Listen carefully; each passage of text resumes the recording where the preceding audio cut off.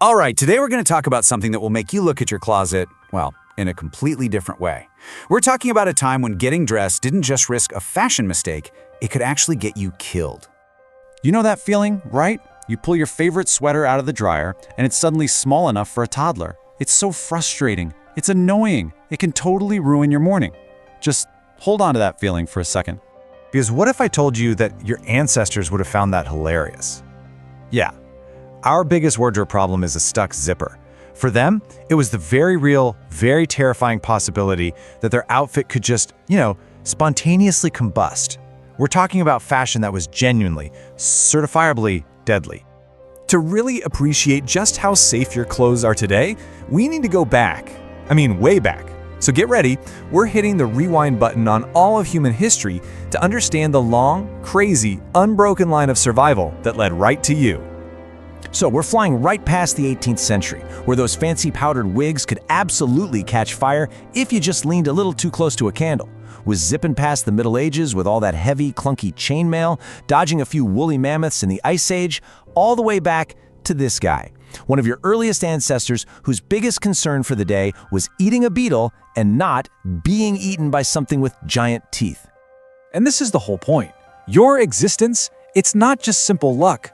It's the result of this incredible, violent series of near misses and things that should not have happened.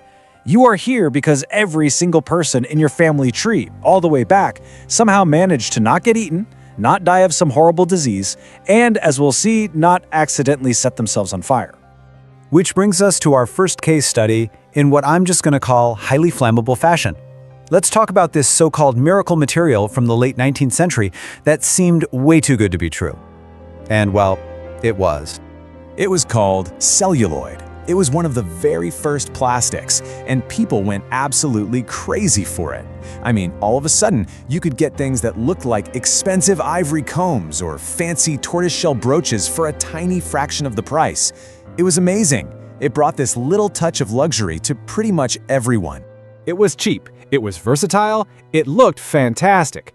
So what in the world could possibly be the downside to this amazing new invention? Oh, just one tiny little thing.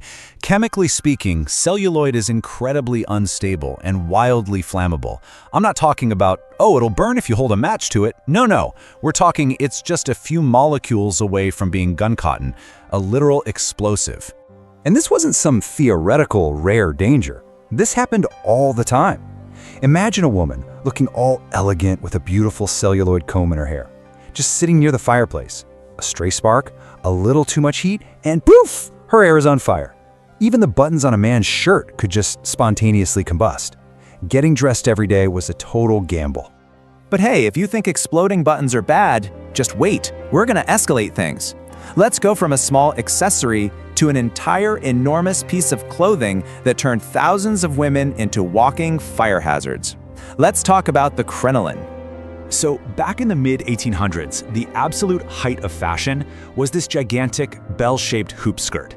We're talking a literal cage-like thing under your dress that could make your skirt several feet wide, all covered in layers and layers of fabric. It was huge, impossible to move in, and of course, made of incredibly flammable material.